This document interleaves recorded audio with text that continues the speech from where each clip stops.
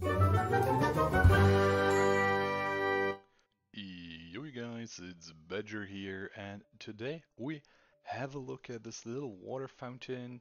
This comes packaged quite nicely. I have to say I'm kind of sorry for the video quality here because our little stand broke, and I still wanted to do a video, so that's why we have what we have here. This is the solar panel, so the whole fountain is powering itself by sunlight, which is quite nice to see. We'll see that in action later. But first, let's actually see what we have in here. There's also the little pieces that we need to set everything up, and then there's different hat pieces you can choose from to, yeah, customize your fountain a little bit.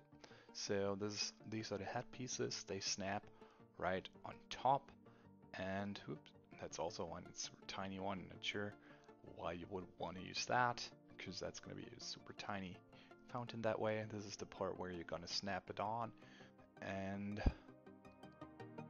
let's see what else we have. Yeah, should have a bunch. I don't know. I don't think we should look at all of them. You're just gonna stick it in here, then underneath one, and then it's good to go. So we have set it up, and then you're gonna be placing it into the water. And as you can see right now, it is not doing too much. That's basically because it has to start charging. It's pumping by itself though.